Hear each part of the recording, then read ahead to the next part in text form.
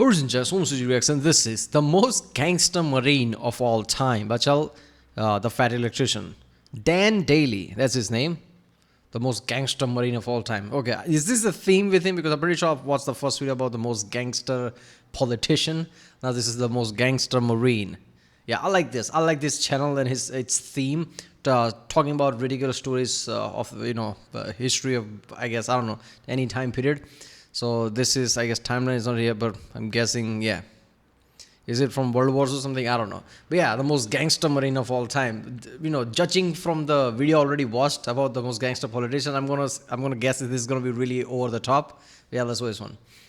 Remember, people, if you like my reaction, don't forget to subscribe. So I know which type of videos to react to more. I like videos like this, basically stories and things, ridiculous things of the past, right? In animated type of way, salmonella is kind of that kind of thing, that kind of channel. But yeah, let's watch this one. All right, go ahead and make your prediction now. Who would win in a fight? 200 kung fu practitioners with melee weapons, or one marine with a machine gun? Marine with a machine gun. The most gangster marine ever. A man so melee weapon and kung fu fighters versus machine gun. Now, what machine gun? Are you talking about something like Browning or something like that, big mounted one? You're talking about just like automatic weapons, like I don't know, M16. I don't know, something like that. Doesn't matter. I guess it depends. Right? I mean, I would like to think like gun. I mean, machine gun is machine gun. Let's be honest. Doesn't matter how many of you are with the melee weapons, but it depends on the place where you are. If it's like open field, I guess obviously guy with the machine gun would be just like ridiculous, right? But if it's like some kind of place where I don't know, people can dodge you, move you around, I don't know, or can gang up on you, that would be different. So remarkable that General Lejeune himself would declare him to be the most outstanding Marine of all time. A man that was so fierce on the battlefield that General Smedley D. Butler, one of only 2 Marines to ever receive the Medal of Honor twice, would declare him to be the fightingest Marine he ever knew. Ladies and gentlemen, the only other Marine to receive the Medal of Honor twice, Sergeant Major Dan Daly. Born in New York on November 11, 1873, Dan Daly would grow up competing as an amateur boxer as well as working as a paperboy. And while working as a paperboy might seem like the useless details you throw in at the beginning to humanize the main character, in this case, it's anything but, because him working as a paperboy would create a butterfly effect through time that would change the US military as a whole. You see, you gotta remember that this is the late 1800s and information and news didn't spread the same way it does today, so working as a paperboy back then meant that he always got the newspaper, meaning that he had more information at his fingertips than 99% of the population. Because of this, he would be able to closely follow the exploits of future President Theodore Roosevelt and his famous Rough Riders all throughout the Spanish-American War. And this would go on to be his inspiration to join the US Marine Corps, hoping that he too would be able to fight in the Spanish-American War. So that's exactly what he would do on January 10th, 1899, when Dan Daly would enlist in the United States Marine Corps at the age of 16 years old, coming in at only 5 foot. Yeah, I mean, it depends on the person, but yeah, he's right. Like, if you're the one with the news all the time, and this is like in late 1800s, like he says, like information is only through news and shit, right? So if you have a newspaper and you're the kind of guy that gets inspired a lot, let's just say, you see all the information, and yeah, that would affect you. So in a way, the newspaper boys or whatever, right? They would be the one with a lot of information. So it kind of makes sense. Yeah, so average people, right, around that time didn't have as much as news. Like even like few cities away or few states away what is happening, they didn't know that. Compared to that today, like what is happening behind the globe where you live, like in detail all the time. If you don't know it, Google, Apple, whatever will basically tell you by notification, like this is what happened. This many people got killed in this riot or something. Oh, that's great. My day is gonna go fine now. So back then people really didn't have much of information. Like, I don't know, is it good or bad? Any information is good. That's what I think. So this information revolution that we live in is better. But sometimes, you cannot stop but think that those people were better off somewhat. Like, they didn't need to think about, I need to switch off my phone or go away from the internet. They were just away, right? They lived their life in that bubble. They didn't worry about anything else. 6 and 135 pounds. But hey, as the old adage goes, it's not about the size of the dog in the fight, it's about the size of the fight in the dog. You see, the real problem here wasn't his stature, but the fact that he joined a fight in the Spanish-American War, and the Spanish-American War ended on December 10th, 1898, exactly 1 month prior to his enlistment date, but the news hadn't spread that far yet, so he ships off to training anyways. So fast forward, he finishes up training, realizing the Spanish-American War's over, he's kind of like, meh, I mean, the Spanish got off lucky, can't help it. I mean, let's face it, I'm gonna get the action I'm looking for at some point, right? This is America. We've been a country for like 124-ish years at this point. We've been not in armed conflict for all of like 45 seconds at this point. Surely something's gonna pop up soon. So he ends up getting put on ship duty over in the Asiatic fleet on the USS Newark. And sure enough, like after a month of being there, the Boxer Rebellion breaks out, and guess whose ship is the closest one to be able to respond? Dan Daly. All right, real quick, oversimplified explanation of what the Boxer Rebellion is in case you have absolutely no idea. At this point in time, China had really just been opened up to the rest of the world, and foreign influence is just flooding in. You have Western businesses going in there trying to make money. You've got Western governments going in there being like, hey, you guys want some democracy? And then you had missionaries going in there also trying to spread Christianity. And all of this influence came so fast, so quick, that a large portion of the Chinese population felt that it was too much, too soon, and they started to push back and started a nationalist movement. Part of this nationalist movement was a bunch of young men that practiced Kung Fu. Now, to somebody from the West, Kung Fu looks an awful lot like shadow boxing, so they just referred to these young men as boxers, hence the term Boxer Rebellion. Okay, let's put this aside that of everything that came out of China, like any type of martial arts, very few of them are really effective in real scenarios. All of them are somewhat effective at what they do, but in real world scenarios, when you really have to like fight or flight type of situation, only few of them are really effective, right? So imagine them like being closed off and are suddenly open to the people. Everything like West just basically overpowers them with everything, right? And then they're like, you know what? We're not gonna sit here for that. We're gonna fight back with their kung fu and shit. I'm imagining that kind of like a stereotypical those movies basically where they're like, oh, we're gonna kick their ass, and they come with machine guns. Oh, this is going to be so bad. Boxers got together, started their own little club called the Society of the Righteous and Harmonious Fist, and then proceeded to run around beating the shit out of and or killing every foreign diplomat, businessman, and missionary they could find. And it is at that point that the Marines get sent in. So Private Daly and the rest of the Marines show up to Peking, China, which would later go on to become known as Beijing, the capital of China, at which point they promptly and immediately take over a large legation center on the southern border wall of the city, known as the Tartar Wall. They then gather up all the refugees they can find, get them inside the legation center, and set up a defensive perimeter. Things are going well, now we're just waiting for reinforcements. Problem, hours and hours go by, the reinforcements don't show up, and it's about to be dark out. So at this point, the Marine leadership's thinking like, hey, the reinforcements are definitely on the way, they wouldn't just leave us here, which means the reinforcements have gotten lost because, I mean, let's face it, if there was ever a time or a place where the directions of go to the giant building on the big fucking wall wasn't specific enough, it would be in China, right? I mean, they're known for their big ass walls. It's kind of their thing. So they're lost out there. We need to go find them before nighttime. Otherwise, they're going to get ambushed by like 1,000 of these Kung Fu guys, and they're all going to get killed. So we're all going to leave, go find the reinforcements, and come back. Private Daly, you're going to stand guard here by yourself. Now, I don't know what the logic was behind this. I don't know if it was like, fuck Private Daly, he's the new guy, he can have the shitty job, or if it was like, hey, Private Daly's a new guy, this mission's really dangerous, let's leave him here where it's safe, or maybe they knew he was the main character and that he had plot armor. I have no idea. Either way, Private Daly is now... Okay, what should we do? All those reinforcements are lost. Let me think about this. Is Private Daly's movie. So I guess we're going to leave him here. He's not going to die because it's his movie, let's be honest. So we all going to go and find this reinforcement. It's going to be fine. Plot armor. Oh, this is so good. I feel like what happened is like, they're like, okay, we have to go. Like, we might get attacked, right? We need to find this reinforcement because they are in trouble too. So it's just better if we go find them. We can't leave this completely undefended. So I guess we'll just leave a new guy. I guess if he dies, he dies. I think that's what happened there.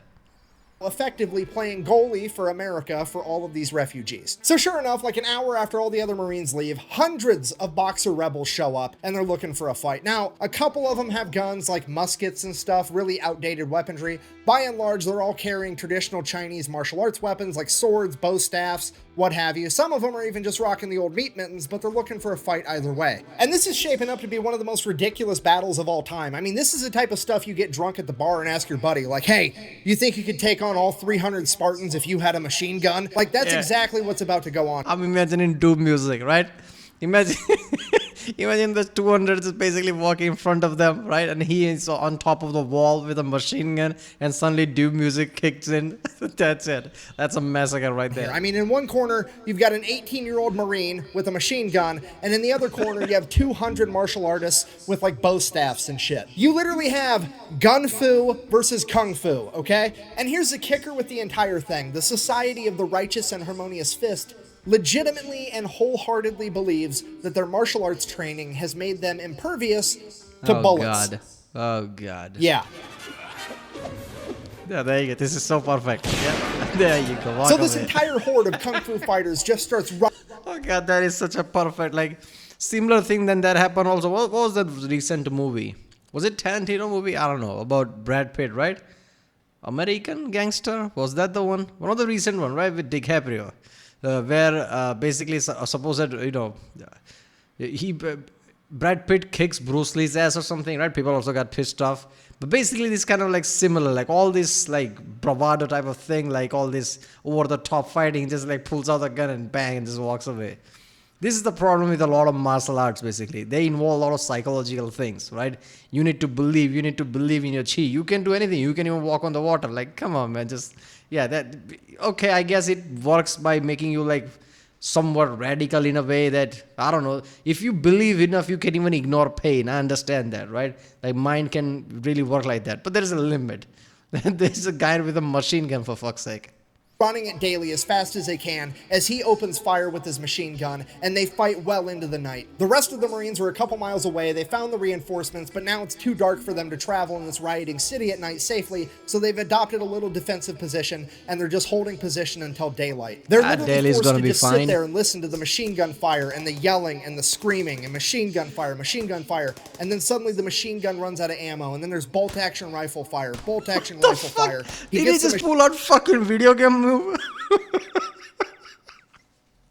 Oh, that's all. Let me pull out, like, let me press button 2 and just pull out another gun.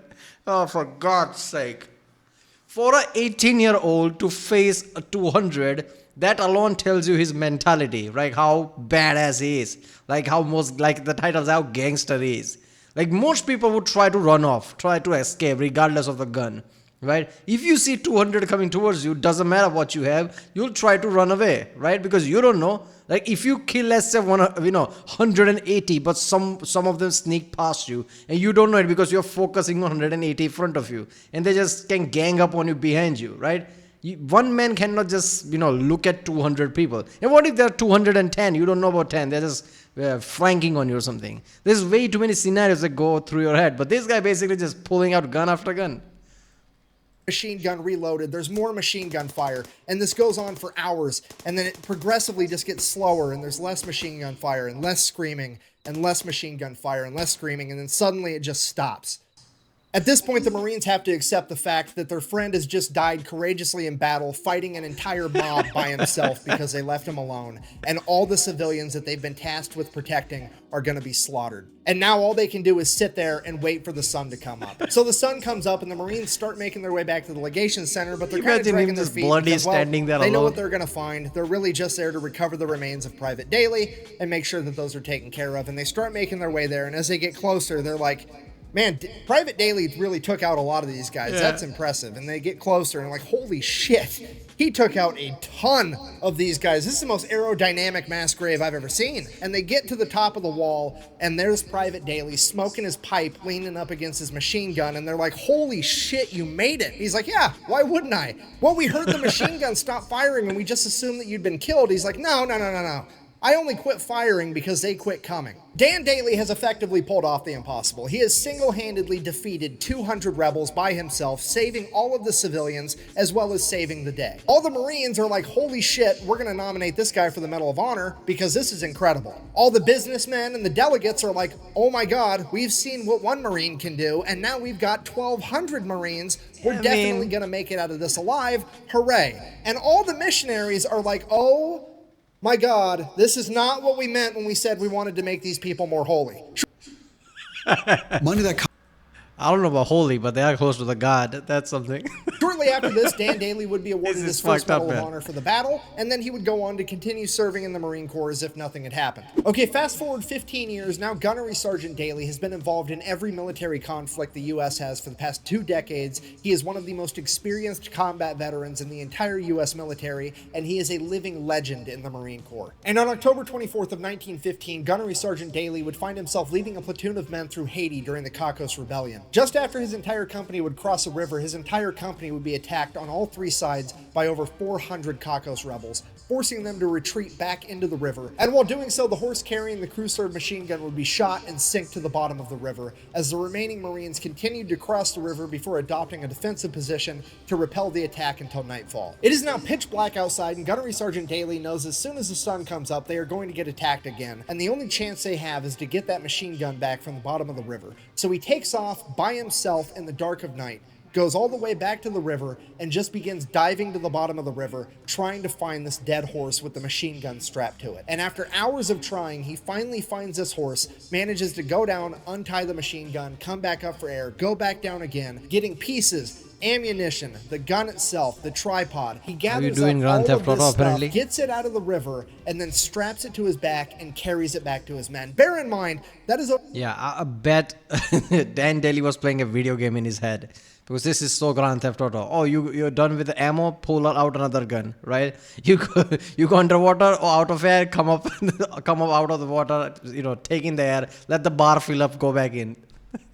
over 200 pounds of equipment, and this guy is 5'6", 135 pounds, but he gets it done anyways. Now, Marines believe in a couple things when it comes to a gunfight. Number 1, bring a gun. Number 2, bring friends with guns. Number 3, decide to be aggressive enough, quickly enough. If you're not picking up what I'm putting down, I'm trying to tell you that he is not about to use this machine gun for self-defense. He's about to use this machine gun for self-offense. First thing in the morning, he gets his men together. They launch an attack first, scattering the enemy into the jungle, retreating, and Daly has effectively saved himself and all of his men, earning himself his second Medal of Honor. Fast forward 2 years, June 1st, 1917, it's World War I, and Daly is now a first sergeant, leading an entire platoon of young, inexperienced Marines into the Battle of Belleau Wood. If you don't know the Battle of Belleau Wood, the Germans are just rampaging through France, making a beeline right towards Paris, and at Belleau Wood, the US Army, the Marine Corps, the French Army, and the British Army all get together to stop the German military in their tracks. That was the key point, right? Like the mission was to make sure the Germans never reach Paris. It was like just very point. That point was very close to the Paris, and it was like, this is the point we have to stand up. Like, it has already been a long trench warfare. It always was fucked up, and now we have to stop them from getting Paris, type of thing. Tracks. Now, this made it not only a strategic battlefield, but a symbolic battlefield, because how dare you stop the mighty German military? Now they're going to hit back twice as hard just to prove that it was a fluke. Because of this, right after they stopped the German military on June 1st, the French military is like, okay, we stopped them, let's take the W and head back to Paris, and we'll fight from there. We don't want to get slaughtered in this wood line by the Germans because they're pissed. And it is at this point that the Marine leadership famously responded by saying, and I quote, "Retreat? Hell, we just got here." And then the Marine Corps pretty much Imagine that. The Germans are pissed off. Dan Daly is like, what do you want me to do about it? I don't care if they're pissed off. Do you know who I am? dons their gas masks, fixes bayonets, and proceeds to fight their ass off for the next 26 days straight. Okay, here's what I need you to understand. On paper, the Marine Corps should absolutely not win this fight. They are both outnumbered and outclassed. This is against the German Germans. military is one of the most veteran fighting militaries on the planet at this point in time, and the Marine Corps is primarily comprised of a bunch of 18-year-old kids that have never seen combat. However, leading those 18-year-old kids is a bunch of fucking badasses like Dan Daly. Okay, this video started with him being a paperboy from New York. He is now a 45-year-old man with 2 Medals of Honor that has been in the Marine Corps since he was 16 years old. This man is a grizzled veteran that has been there, done that, and has a t-shirt, and he is about to don his plot armor and fuck shit up. So the Battle of Belleau Wood kicks off on June 1st. Pretty much immediately, First Sergeant Daly's lieutenant gets shot, and he is now out of the fight, okay? Okay, if you don't know what that means, the officer is the one guy on the battlefield that sorta kinda pretends like he gives a fuck, and he is now gone. The regulator is off the war machine, and First Sergeant Dan Daly Daly is now in charge of his entire company, unopposed. Fast forward, June 5th, German artillery strikes the ammunition depot, lighting everything on fire. Dan Daly leads his entire platoon in, sets the fire out, prevents all the ammunition from exploding, saves the entire battle. Fast forward 5 days, June 10th, the German machine gun squad would try to advance. So basically imagine this is Call of Duty, one of the Call of Duty game. We are Sergeant Dan Daly. The lieutenant died, so we are obviously in charge. This is the plot now, right? We are doing everything. If the first mission was to stop the fire from spreading, we did that. Objective done. This is ridiculous. Advance on Daly's company. Daly would get up by himself with nothing but 3 frag grenades and his Colt 1911, using the 3 grenades to disable the machine gun before approaching, shooting their commanding officer, killing him, and taking the other 14 Germans as prisoners of war. Fast forward a couple of hours, still June 10th, Dan Daly looks around at the faces of the young men that he's leading through this battle, and they're looking tired. They're looking like this is the worst time of their life, and it is at this point that Dan Daly decides that he needs to get aggressive enough quickly enough. This battle's effectively been a stalemate for the last 10 days, and he's had enough of this bullshit, so he gets up, walks right out into the open in this wheat field that's functioning as no man's land between the Marines and the Germans. He looks at the Germans' line, turns around, looks at his Marines, and yells, "Come on, you sons of bitches, do you want to live forever?" before charging at the German line. All of his Marines, that's Dan fucking Daly, were gonna follow him, so they charged too. In an act of pure hyper-aggression, Dan Daly's company would catch the Germans off guard and would actually manage to punch through their line, causing all the other Marines to become hyper-aggressive and attack as well, effectively setting off a chain reaction that would lead to the Marine Corps pushing... Yeah, that's the thing, like, one thing I've noticed by, watching all these videos, that whenever it comes to battle, like, doesn't matter how good your company is, it depends on, like, how motivated they are, right? That's how powerful our mind is. Now, if you have some veteran like Dan Daly basically doing this kind of badassery on the field, imagine your mentality when following him, right? Now, it's like, if this was video game, you automatically got like +3 on, I guess, attack the stat or something. Because this just made them like really aggressive and badass, right? This would make them, like, all the decisions they would make would be out of just pure anger and aggression. So just seeing that alone, Germans would be like, oh, this is too much. Right, they will start to retreat. The Germans all the way out of Bellawood over the course of the next 16 days, where on June 26, American High Command would receive a single telegram, and I quote, "Woods, now Marine Corps entirely," giving America its first win in World War I and the Marine Corps its new moniker. Due to the blatant hyper-aggression of the Marines, the Germans began calling them the Teufelhunden, or the Devil Dogs. And it's all because of the actions of First Sergeant Dan Daly. After the Battle of Bellawood, Daly would continue to serve throughout World War I until on the 11th hour of the 11th day of the 11th month of 1918, the Germans would surrender, effectively ending World War I, which is why in America we celebrate Veterans Day on November 11th, which is also, by sheer coincidence, I'm sure, Dan Daly's birthday. The guy's the main kidding character. me. I don't know what to tell you. So then, because Dan Daly was like... See, when you see like too much coincidence patterns, you start to think like how much of a coincidence is really coincidence. This is ridiculous, man. Obviously, I'm a scientific guy. I don't believe in any other thing, but still, man. But I'll see a lot of these videos and there's like everything just lines up perfectly. Of course, it's his fucking birthday. Why wouldn't it be? The badass at the Battle of Bellawood, he gets put up for yet another Medal of Honor, potentially becoming the first man in American history to pull off the Medal of Honor hat trick, getting the three-peat. Absolutely everybody that was there that day all signs off on it. His men, his chain of command, they do the paperwork, they send it off to DC to get this man his medal. Then the political side is like, no, absolutely not. We don't care if he earned it or not. It's not about getting what you deserve. It's about doing what we think is fair, and we don't think it's fair that he should get 3 Medals of Honor, so we're just not going to give it to him because we said so. Go fuck you. That's bullshit, right? This is not a political game. It's military. If you do something that requires, like, in everybody's career, they can hope there is one point that is so, so big that they would grant them Medal of Honor. Like this one thing, he has 3. First the Chinese thing, then the second, and now this World War I thing. He should get 10 Medal of Honor if he does 10 things like that. Like, you can't just say that you can get 3. What is this, a political game? What is this, Oscars, for fuck's sake? You can't do that. He did this same shit that he did with the Chinese in this World War I. It was a pivotal point, right? Without him, this doesn't happen. And everybody's just signing off on it. You have to give Medal of Honor. What the fuck? Yourself. So instead, they go ahead and they give him the Distinguished Service Cross and the Navy Cross, which, if you don't know, both of those are like tied for the second highest military honor, because apparently second plus second equals first. I guess. Anyways, so he gets those instead. And then, bear in mind, this is 1919, right after World War I. Like a month later in 1919, the military creates a new law that you're only allowed to earn 1 Medal of Honor. Okay, Dan Daly is so fucking gangster, they literally had to change the rules on how many times you're allowed to achieve the highest honor in the military. After World War I, he would retire as a sergeant major, having turned down becoming a commissioned officer on multiple occasions. I guess they realized like people like Dan Daly would just come and you can't just give like 10, 15, 100 Medal of Honors depending. Like at that point, what is it like? You're gonna keep track of how many Medal of Honor you have just to like. They just thought the Medal of Honor's image would be diminishing if you give out too many of them. Like you have 1 Medal of Honor, that guy's 5 type of thing. I don't know.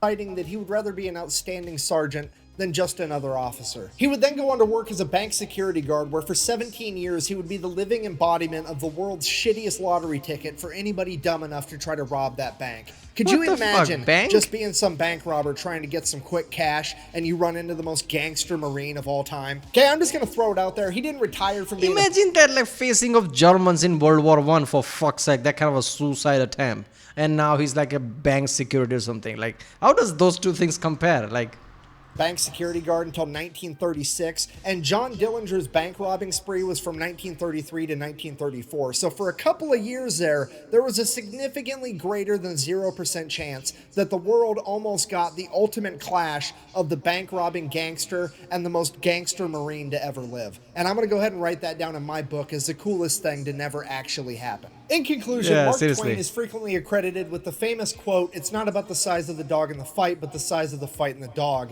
When in reality, it wasn't Mark Twain that said that first. It was actually Dwight D. Eisenhower, 5-star Army General and the 34th President of the United States. Somebody that would have known good and well who Sergeant Major Dan Daly was. And I think that maybe, just maybe, he had that 5'6", 135-pound devil dog on his mind when he came up with that quote. Thank you for watching. Best way to support the channel is go buy some merch.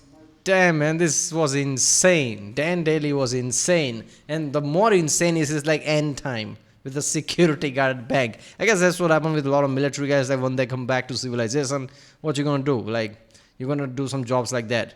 I guess nowadays people like more makes like this kind of a private military type of things. Like this is the best thing they can do and it pays. But yeah, most time it's that people are gonna be secured and shit like that. The most gangster Marine, seriously, that's 3 instances. Like, people could hope for 1. He has 3 instances. He should have 3 Medal of Honor, right? The US just, thinking that what if there are like people with, they're even more crazier than Dan Daly. Like, Medal of Honor's like image will be diminished. I mean, that's not really the case. Like, people like Dan Daly comes once, multiple century. So, I don't know, he should have gotten 3 Medal of Honors, but okay. Well, that was the most gangster Marine of all time, Dan Daly, by channel Fat Electrician. If you like my reaction, don't forget to subscribe, and I'll see you next time.